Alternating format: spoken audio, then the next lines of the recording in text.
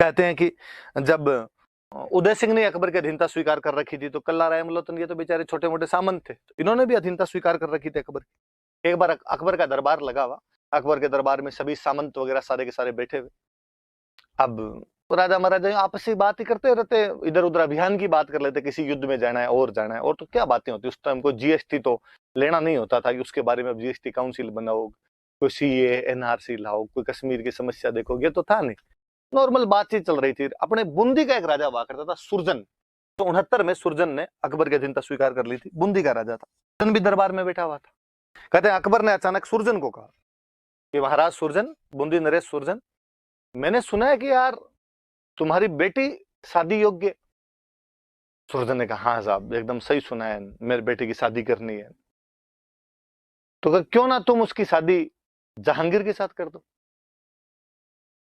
सुरजन जहांगीर के साथ शादी करना नहीं चाहता था, पर वो ये भी जानता था कि बादशाह के दरबार में बादशाह को मना करने का मतलब है शाम तक पकौड़े बना खा जाएंगे यहाँ पे। और उसको और कुछ दिमाग में आने, उसने हाथों हाथ कहा अरे साहब आपने पहले क्यों नहीं कही ये बात, इतना लेट कर रहे हो आप, पहले कहते तो मैं पक्का जहांगीर के साथ कर देता। अकबर ने कहा क्यों लेट कैसे, अब क्या हो गया। उसने कहा मैंने अब तो लड़की की सगाई कर दी। अकबर को उसके चेहरे से लग गया कि बेटा झूठ बोल रहा है, लेकिन अकबर ने वापस कहा कर दी, पता ही नहीं चला यार किसके साथ किए। अब कल्ला रेमड़ो लगा वापस फंसा दिया, अब किसके साथ किया, अब किसका नाम ले। भरे दरबार में देखा, सारे के सारे जो थे वो नीची गर्दन करके बैठे हुए थे। केवल एक कल्ला राय मलोथ जो कि सिवाना का सामंत हुआ करता था, ये टांग पे टांग देके और मुछों के वंट लगा रहा था। और सुरजन के पता नहीं क्या जी में सुरजन ने अचानक कहा कि साहब कल्ला राय मलोथ के साथ किए, सिवाना वाला जो कल्ला राय मलोथ इसके साथ किए। कल्ला राय मलोथ ने अचानक अपना नाम सुना कि मेरा नाम ले, उसने कहा हाँ हाँ हाँ हाँ मेरे साथ ही हुई है, थोड़े दिन पहले ही की थी अभी। अकबर को दोनों के चेहरे से, दोनों की बातचीत से लगे कि झूठ बोल रहे हैं, पर क्या करे। लड़की का बाप कहे कि मैंने सगाई कर दी, जिसके साथ हुई है वो कहे कि मेरे साथ कर दी, अब क्या किया जाए। अकबर अपने चेहरे पे जितनी झूठी फीकी हंसी ला सकता था वो लाया, और उसने लाके कहा क्या यार कल्ला जी, ये चुपचाप बैठे बैठे सगाई करवा ली, बताया नहीं, पार्टी वार्टी दे देते कम से कम। और कला वापस गा रहे के साथ थोड़ी जल्दबाजी थी, ग्रह नक्षत्र थोड़े ऐसे ही थे, मुहूर्त बाद में था नहीं, फटाफट करनी पड़ी। पार्टी क्या बात, आज शाम को आ जाओ अपने आप, तो आप शाम को आ जाओ और शाम को अपने तो पैक वैक लगा लेंगे, चिंता ही मत करो आप। पर अकबर का मूड खराब हो गया और कहते अकबर ने हाथों हाथ कहा आज का दरबार कैंसिल, आज का दरबार इतना ही। बाहर आए, बाहर आते ही सब राजा एक दूसरे से खुसर फुसर करेंगे, यार ठीक आज तो बना गए।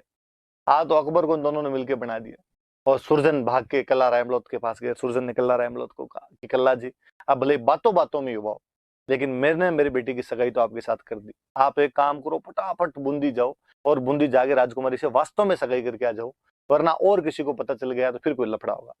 कहते कल्ला रायमलोत रातों रात बूंदी आया। सुरजन ने वहां से लेटर लिख के भेजा कि कल्ला रायमलोत आए, रातों हाथ ही अपने सगाई का छोटा मोटा कार्यक्रम करके भेजो, और सगाई की यहाँ पे और यहाँ से वापस चला गया।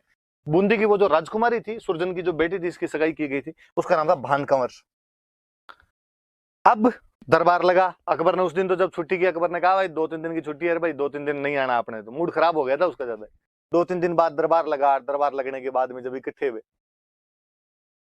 कल्ला रहमलोत अकबर को दिखा, दिखते अकबर का दिमाग खराब, यार ये कहाँ से दिख जाता है मेरे को दरबार में। और कहते हैं कि अकबर ने अपने मंत्री को बुलाया, मंत्री को बुला के इसका ट्रांसफर कर, ये आगरा में नहीं दिखना चाहिए मेरे को। और कल्ला रहमलोत का लाहौर ट्रांसफर कर दिया गया, साहब इसको लाहौर भेज दिया जाए। नायब सूबेदार बना के, वॉइस गवर्नर बना के उसको वहां भेज दिया गया। सूबेदार वहां पे कोई एक मुस्लिम बंदा था, उसको सूबेदार गवर्नर बनाया हुआ था, और इसको वहां पे डिप्टी गवर्नर बनाकर भेज दिया गया। कल्ला रहमलोत वहां गया, थोड़े दिनों बाद उससे किसी बात पे लड़ाई हो गई, वो जो गवर्नर था उससे लड़ाई हो गई। कल्ला रहमलोत ने गवर्नर को मार दिया, और गवर्नर को मार के वहां से सिवाना आ गया। यार आप बादशाह के आदमी को मार के आते हो, बहुत बड़ी बात है। अब इसका मतलब बादशाह आपको मारेगा, लेकिन बादशाह ने कुछ नहीं किया। बादशाह वैसे शांत धीर गंभीर, कोई मतलब चर्चा ही नहीं इस बात की। उल्टा बादशाह ने थोड़े दिनों बाद कल्ला रहमलोत के पास मैसेज किया कि कल्ला जी मेरे पास आ गया, आगरा मिलो। कल्ला रहमलोत मिलने के लिए गया कि यार बादशाह ने बुलाया, क्या बात हुई। गया, जाते ही अकबर ने बधाई दिया ना, थैंक यू, उस लिचड़ को तो मरना ही था, तुम नहीं मारते तो मैं मारता, फर्जी आदमी था वो तो, बहुत अच्छा काम किया, बहुत बधाई हो, प्रमोशन किया जाता, आपको गवर्नर बनाया जाता। कल्ला रहमत को लगा यार दाल में काला तो है, अकबर के आदमी को मार के यार अकबर कुछ कह भी नहीं रहा है मेरे को, चुपचाप। उसने कहा साहब जो भी हुआ अब हो गया, गलती उसकी थी। अरे अरे बताने की आवश्यकता नहीं है, मुझे सब पता है गलती किसकी थी किसकी नहीं थी। आप तो गवर्नर हो वहां के। और सुनो घर पे सब राजी खुश? सब एकदम दया, आप सब कुशल मंगल है? हाँ। मैंने सुना तुम्हारी बहन शादी योग्य। और कल्ला रहमत को लगा कि अच्छा समस्या यहाँ है, दुख है पेट बतावे मत हो। मतलब आदमी बात दूसरी करना चाहता है इसलिए दूसरी बातें कर रहा है। उसने कहा जहां पना जो आपने सुना एकदम सही बात है, राजकुमारी की मेरी बहन की शादी तो करनी है, तो क्यों ना उसकी शादी सलीम के साथ की जाए। कल्ला रहमत वहां मना भी नहीं कर सकता था। उसने कहा पक्का, पर मैं आपकी बात मानने के लिए तैयार ही हूं, पर सर एक बात आपको भी समझनी चाहिए, रिश्ते बराबर वालों के अंदर होते हैं। आप कहाँ बादशाह, मैं सिवाना का छोटा मोटा सामंत, अपने में कहा रिश्तेदारी। आप किसी बड़े राजा के साथ, बड़े नवाब के साथ, बड़े सुल्तान के साथ रिश्ता कीजिए। मैं सर मेरे बराबर में कोई सामंत होगा वहां पे रिश्ता कर लूं। और अकबर ने कहा अरे नहीं नहीं, ये कौन सी बात भी, लड़की में गुण अच्छे होने चाहिए, घर परिवार का क्या है। तो राजकुमारी बारे में हमने सुना है, राजकुमारी बहुत समझदार सिंसियर है, उसकी शादी आप तो सलीम के साथ करो। कल्ला रहमत फिर फंस गया। कल्ला रहमत ने कहा बाकी बातें और सही आपकी, पर मैं जब गरीब आदमी सिवाना में कहा तो बारात रुकवाऊंगा, कहाँ दहेज दे पाऊंगा, कहाँ आपकी सेवा चाकरी कर पाऊंगा बारात की। अकबर ने कहा आप चिंता ही मत करो, पैसे टक के कमी है तो आप तो दरबार से जीते चाहिए, खजांची को बोलो, खजांची आपको पैसे दे देगा। ट्रेजरार को कहा भाई कल्ला जी जीते पैसे मांग, कल्ला जी को पैसे दे देना। और बारात वरात की चिंता मत करो, आप तो बारात छोटी आएगी, आप तो जाके व्यवस्था की तैयारी करो। फंस गया कल्ला। कल्ला ने कहा चलो पैसे तो दो, आप एक काम करो, पैसे लेके आया, सिवाना किले को ऊंचा ऊंचा करवाया, पहले तो सिवाना किला का रिनोवेशन करवाया, रिकंस्ट्रक्शन करवाया उसका। थोड़े दिनों बाद में अकबर को मैसेज किया कि साहब हम शादी के लिए तैयार हैं, इस मुहूर्त को बारात भेज दो, पर सर वापस एक बात सुन लेना, सर बारात छोटी भेजना, मेरे पास में व्यवस्था नहीं है ज्यादा। अकबर ने कहा यार इतने डर रहे हो आप तो चलो जहांगीर और जहांगीर के 4 दोस्त ही आएंगे और कोई नहीं आएगा, छोटी सी बारात भेजेंगे एकदम। कल्ला रहमत साहब धन्यवाद आपका। ऐसी कहानियां हैं, अपनी जनश्रुतियां हैं, फोकलोर है कि जहांगीर की बारात आई, जहांगीर की बारात आके सिवाना के बाहर आके रुकी। अभी भी अपने गांव में रिवाज आता है कि जब बारात आती है तो बारात का सामने जाके स्वागत करते हैं, सामने जाके मिलते हैं, सामने जाके स्वागत करने को, सामने जाके मिलने को अपनी लोकल भाषा के अंदर बोलते हैं सामेड़ा। तो जब बारात आई तो कहा साहब सामेड़ा करने के लिए चलो। तो याद रखना भाई इंग्लिश मीडियम वाले शहर के जो बच्चे हैं वो ज्यादा ध्यान रखना, कोई पूछ लेगा कभी एग्जाम में सामेड़ा क्या होता है, तो वेलकम बारात, बारात का जो स्वागत किया जाता है सामने जाके जो मिलते हैं उसको क्या बोलते हैं, सामेड़ा बोलते हैं। वरना आरपीएससी इस मामले में बड़ी तेज है, क्वेश्चन पूछ लेती है सामेड़ा क्या है और फिर ऑप्शन और वैसे दे देती है, सुदूरवर्ती बाड़मेर का एक गांव, मूंग की एक किस्म, ग्रासिया जनजाति की महिला की नाक का आभूषण, फिर एक दे देती है बारात के समय निभाई जाने वाली एक रस्म। आपको लगता होगा यार कोई ग्रासिया महिला नाक कान में पहनती होगी कुछ ना कुछ, लिए सामेड़ा हो गया होगा। नहीं भाई, बारात के टाइम का एक ट्रेडिशन है अपना, बारात का सामने जाके स्वागत करते हैं, सामने जाके मिलते हैं, इसलिए उसको बोलते हैं सामेड़ा। बाउंड्री बाउंड्री होती है ना जो गांव की बाउंड्री, अपने गांव की भाषा में उसको बोलते हैं कांकड़। तो कहते गांव की बाउंड्री पे, गांव की कांकड़ पे आगे बारातें रुक जाया करती थी। तो जहांगीर की बारात कांकड़ पे रुकी, जहांगीर अपने 4 साथियों के साथ में वहां रुका हुआ, और ऐसा कहा जाता है कि कल्ला रहमत वहां गया, उसने जाके जहांगीर के गले के अंदर जूतों की माला डाली, जहांगीर के साथ वाले 4 और थे उनकी चारों की मारपीट और भगो यहाँ से, और जा कह देना तेरे बाप को नहीं की शादी। शहजादे की आप बेइज्जती करके यूं भगाओ, इससे बुरा और कुछ ही नहीं हो सकता। और जहांगीर भागा बेचारा वहां से, चपले हाथ में ली जहांगीर ने, शेरवानी वेरवानी फट गई उसकी। कहीं से पहले एसटीडी पीसीओ से फोन किया कि डैडी किधर भेज दिया, ये आदमी खतरनाक है, इसने ऐसे किया हमारे साथ में।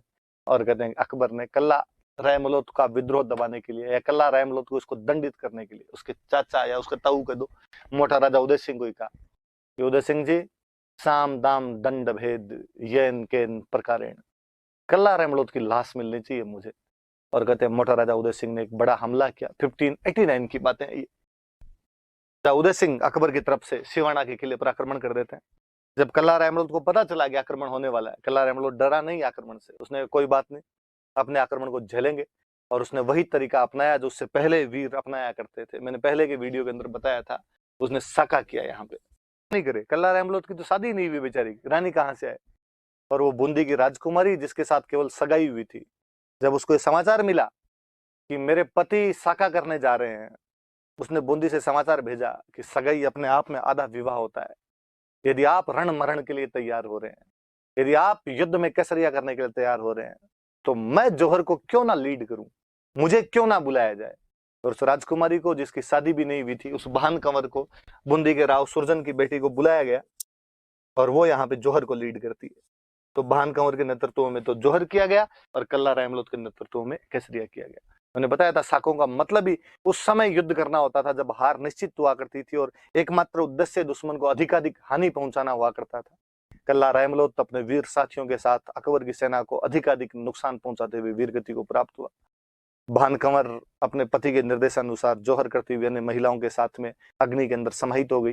ये सिवाना का दूसरा साका था जो 1589 के अंदर किया गया था। आज भी सिवाना का जो किला है वो कल्ला रायमलोत के उन बातों का साक्षी है। आज भी सिवाना का जो किला है वो अकबर के खिलाफ किए गए उस जौहर और केसरिया का साक्षी है। वो जो केसरिया था वो कल्ला राठौर। मैंने कल एक बताया था कि बीकानेर के एक राजा थे कल्याणमल और उन्होंने अकबर की अधीनता स्वीकार कर ली थी। और जब अधीनता स्वीकार की तो अपने दो बेटे अकबर के पास में छोड़ गए थे, एक राय सिंह और एक पृथ्वीराज। मैंने बताया था राय सिंह वो है जो बाद में जोधपुर का एडमिनिस्ट्रेटर बनाया गया था। पृथ्वीराज वो था जिसे अकबर अपने साथ ले गया था और अकबर ने उसे वहां पर अपना कवि बना लिया था, दरबार के अंदर रहता था। कहते जब ये घटनाएं हुई दो तीन कि कल्ला रायमलोत वहां सुरजन की बेटी से सगाई कर लेता है, इधर लाहौर में गवर्नर को मार देता है, तो पृथ्वीराज राठौड़ कल्ला रायमलोत से मिले एक बार और पृथ्वीराज राठौड़ ने कल्ला रायमलोत कहा यार कल्ला क्या ऐसे बदमाशियां करता रहता है, तू चला चला के पंगे लेता रहता है, क्या जरूरत थी मुगल दरबार में कहने की कि सुरजन की बेटी के साथ मेरी सगाई हुई है, क्या जरूरत थी लाहौर के अंदर गवर्नर को मारने की, कहां आवश्यकता पड़ी तुझे कि जहांगीर की बारात को यहां से वापस भगा दे।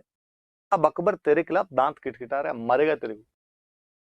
कहते कल्ला रायमलोत ने कहा कि अंकल, राठौड़ थे, बीकानेर वाले राठौड़, कल्ला रायमलोत राठौड़ ने, अंकल ये तो आप चिंता ही मत करो, मरने वरने वाली बात तो मैंने सिर पे केसरिया बांध रखा है, मैं खुद ही अब तो मरने के लिए तैयार हूं, आप कभी हो मेरा एक काम कर सकते हो।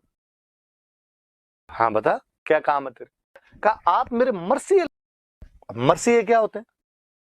किसी कवि द्वारा लिखे गए ऐसे दोहे, दोहे मतलब दो दो लाइन की जो पंक्ति होती है, कपलेट्स जो होते हैं, किसी कवि द्वारा लिखे गए ऐसे दोहे जो किसी वीर की वीरता पर उसके मरने के बाद लिखे जाएं। क्योंकि मरने के बाद लिखे जाते थे इसलिए उनको क्या बोलते थे? मर्सी। जैसे कोई युद्ध के अंदर लड़ा, लड़ते हुए मारा गया तो कवि राजी हो गया उसकी वीरता पे, जो दोहे लिखता था मरने के बाद लिखता था, इसलिए उनको क्या बोलते थे? मर्सी। और कल्ला रायमलोत ने पृथ्वीराज राठौड़ को कहा, बीकानेर के जो पृथ्वीराज राठौड़ थे, कि आप तो मेरे मर्सी लिख दो। पृथ्वीराज राठौड़ ने कहा ठीक है, तू लड़ते हुए मरेगा तो तेरे मर्सी लिख दिए जाएंगे, तू लड़ तो सही, बाद में लिख दूंगा मैं। उसने कहा ना ना पहले लिखो, आज लिख के सुनाओ, देखे कैसे लिखते हो आप। मजाक करता है यार, मर्सी का मतलब ही मरने के बाद होता है, तो मैं जिंदा रहते हुए कैसे लिख सकता हूँ। वो तो कवि देखता है कि अगला बंदा कैसे लड़ा, हाथी पे लड़ा, घोड़े पे लड़ा, तलवार से लड़ा, भाले से लड़ा, कितने लोगों को मार के मरा, कहीं बीच में कोई भाग जाए फिर किस बात की मर्सी। कल्ला रायमलोत ने कहा अंकल उसकी तो आप चिंता ही मत करो, आप जैसे जैसे कहोगे मैं वैसे वैसे लड़ लूंगा। कहते पृथ्वीराज राठौड़ ने उसके मरने से पहले उसको उसके मर्सी लिख के सुनाए थे। किसी राजस्थान के कवि का बहुत अच्छा दोहा है कि कटिया पहला कोड स्यूं गाथ सुनी नहीं जाए, जिन बिद कवि जतावी और उन बिद कटी हो जाए। कटिया पहला कोड स्यूं, कोड मतलब चाव, अपने कटने से पहले चाव से, गाथ सुनी नहीं जाए, गाथ मतलब गाथा कहानी, निज मतलब अपनी, अपनी कहानी उसने सुनी, कटने से पहले उसने बड़े चाव से अपनी कहानी सुनी। जिन बिद कवि जतावी हो, जैसे जैसे कवि ने जताया था, उन बिद कटी हो जाए, वैसे वैसे कट के मर गया था वो जो वीर, जिस बहादुर की हम बात कर रहे हैं, जिसने अपने मरने से पहले अपने मर्सिये सुन लिए थे, उस वीर का नाम था कल्ला रायमलोत। वो जिस कवि ने उसके मर्सिये लिखे थे उनका नाम था पृथ्वीराज राठौड़। वो जिनके खिलाफ लड़ता हुआ मारा गया था, वो अकबर के खिलाफ उसका सिवाना का दूसरा साका था, मोटा राजा उदय सिंह सेना लेके आए थे, जिसमें केसरी को वो लीड कर रहा था और जौहर को लीड उसकी वो पत्नी, जिसकी शादी नहीं हुई थी, केवल सगाई हुई थी, जो बूंदी के राव सुरजन की बेटी भान कंवर थी, 1589 के अंदर जौहर कर लेती है, जो सिवाना के दूसरे साके के नाम से प्रसिद्ध है। तो याद रखना भाई, बहादुर आदमी था कल्ला रायमलोत, याद किया जाना चाहिए। विडंबना है कि हिस्ट्री हमारे ऐसे पात्रों को याद ही नहीं कर पाई। अक्सर क्या हिस्ट्री का एक बड़ा लोचा हुआ कि हमने हमेशा राजाओं को याद करना शुरू कर दिया। हम जो राजाओं से इतर जो कोई कैरेक्टर थे, उस सीधी सीधी लाइन के इधर उधर के जो हीरो है उनके बारे में हम ज्यादा नहीं जानते। आवश्यकता इस बात की कि उन हीरोज के बारे में बताया जाए, तब हम जिस सबाल्टर्न हिस्ट्री की हम बात करते हैं वहां तक हम पहुंच पाएंगे। जो दूसरे क्षेत्र हैं उन तक हमारी पहुंच बढ़ पाएगी, वहां तक रीच बढ़ पाएगी। ऐसा ये कैरेक्टर कल्ला रहमलोत था। तो मुझे तो मोटा राजा उदय सिंह से भी ज्यादा इंपॉर्टेंट बातें यदि किसी में लगती है तो कल्ला रहमलोत के अंदर लगती है। आप भी याद रखना इस बात को। चलिए।